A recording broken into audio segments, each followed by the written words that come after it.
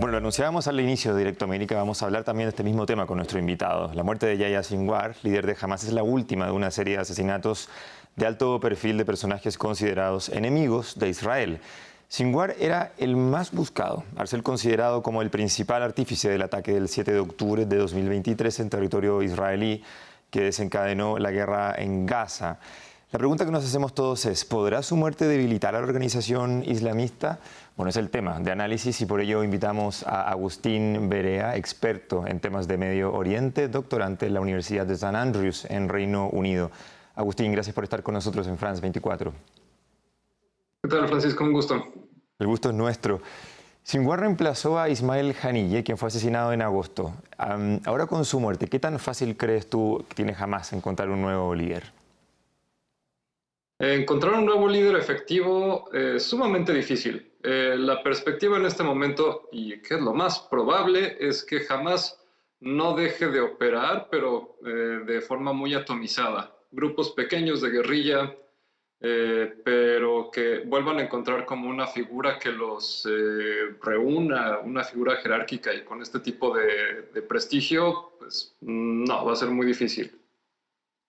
¿Qué tan fuerte es el día de hoy Hamás, crees tú, Agustín? ¿Podríamos ver quizás una escalada de violencia en represalia a esta muerte o no está, o está muy debilitado el grupo? No, para nada. Sería muy difícil que, digamos, el grupo se vuelva a hacer un ataque, digamos, de un calado relevante. Lo que te puedo casi asegurar es que esto no quiere decir que jamás va a desaparecer, y más bien lo que significa es que es más probable que se empiece a dividir. Y eso creo que es una de las grandes apuestas de Israel. Digamos, con la idea, también con Hezbollah, la lógica es la misma. No vas a desaparecer a los militantes de la región, digamos, estos grupos que quieren combatir a Israel, no van a desaparecer, la gente armada no va a deponer sus armas, pero lo que sí puedes hacer, pues como dice el adagio, ¿no? Divídelos y vencerás. Entonces, causar divisiones y que eso promueva ciertas guerras intestinas entre ellos. Y respecto de que esto nos comentas, bueno, recordemos que las palabras de Benjamín Netanyahu al principio y se han mantenido también transversalmente durante toda la guerra son eliminar a Hamás para poder detener la guerra. Según lo que tú nos comentas, donde va a ser muy difícil que este grupo se elimine por completamente y se divida, ¿cuándo podríamos hablar entonces de un fin de la guerra? ¿Qué es lo que tiene que pasar?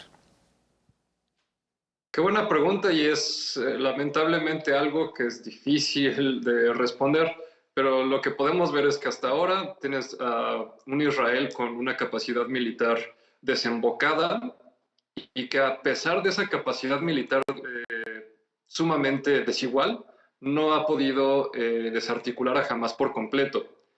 Entonces, lo que nos hace pensar, y es una de las cosas que ha presionado a Estados Unidos y que la mayoría de los observadores estamos de acuerdo, es que jamás a lo mejor lo puedas destruir, digamos, oficialmente, pero no vas a desaparecer los movimientos islamistas que están opuestos a la presencia de Israel en la región y particularmente alrededor de la Franja de Gaza. Entonces, lo que siempre decimos es, cuando matas a un militante, lo más seguro es que van a aparecer otros tres. ¿Por qué? Porque ese militante también tiene hermanos, amigos, tíos, primos. Entonces, mientras más atomizado está el grupo, es más probable que hayan muchas guerrillas y eso seguirá dando pretexto a Israel para seguir la ofensiva con todo. Claro, y justamente uno de los candidatos para reemplazarlo es el hermano de Yahya Sinwar. ¿Crees tú que lo que acaba de pasar con el asesinato del líder de Hamás podría cambiar quizás de alguna manera la estrategia dentro de la Franja de Gaza? No hablo de la pregunta anterior de terminar la guerra, sino que la estrategia propiamente tal. En términos, digamos, lo podemos separar en dos aspectos, dos niveles. En el aspecto táctico, que digamos es como las acciones en el campo, sí, es muy probable que por lo menos bajen un poco, y que lo hemos visto un poquito, baje un poco la intensidad sobre todo de los bombardeos de la artillería y más bien se enfoquen en tener una presencia como más permanente que evite cualquier tipo de reagrupación. Digamos, cualquier acumulación de 4 o más palestinos en la Franja de Gaza va a ser detectado y atacado con fuerza militar. Eso en términos tácticos. Pero en términos estratégicos, yo creo que ahí es donde podemos ver, no en este momento vamos a ver el cambio, y digamos en nivel estratégico también es un asunto político.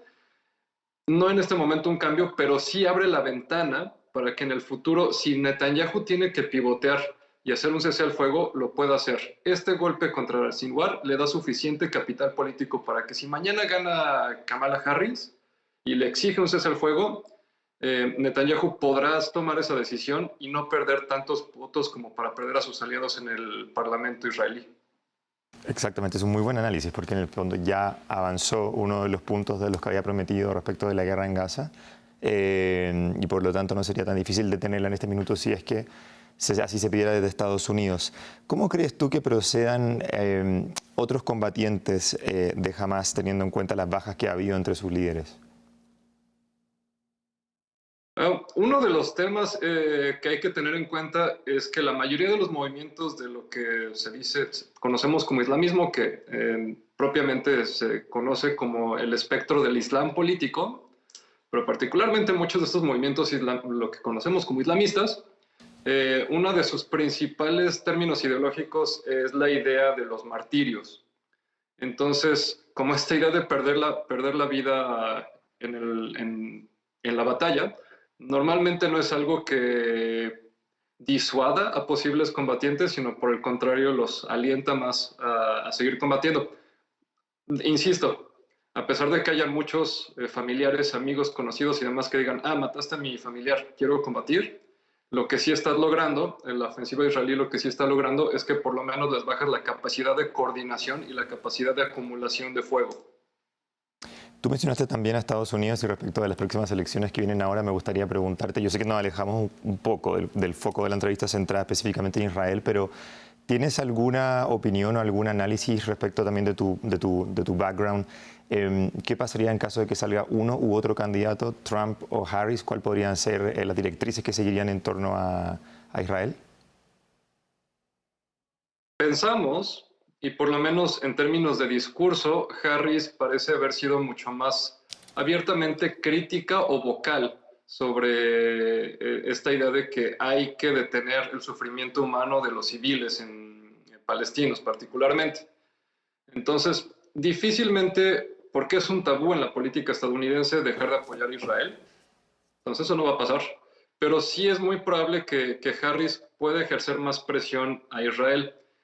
En contraste, Trump tiene una política, y cuando fue presidente, su política en Medio Oriente fue muy de dejar hacer. Entonces, una de las cosas que hizo con Israel fue realmente darles carta abierta para hacer lo que quieren, pero, ahí el gran pero, es que Trump es menos probable que les haga grandes transferencias de efectivo. Entonces, te dejan hacer más cosas, no se van a quejar, pero no te van a dar dinero. Mientras que Harris puede ser que sí te dé el dinero, pero se queje más en público.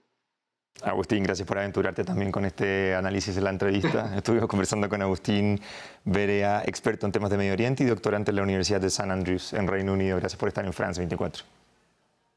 Un gusto, Francisco. Saludos. Igualmente, que tengas buen día. Hacemos la primera pausa en el programa. Sigan nuestras pantallas y ya regresamos.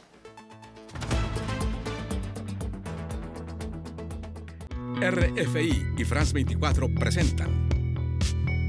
Les invitamos a hacer una escala en París. Con personalidades del mundo de las artes, la ciencia, la política, el deporte. Un puente entre París y Latinoamérica para acercarles toda la actualidad y el debate de ideas. Ahora hay un periodo de América Latina súper fuerte. No son únicamente de nuestros, sino tienen esa capacidad para trascender. La libertad no existe como absoluto, sino como liberación. Con los protagonistas que a usted le interesan.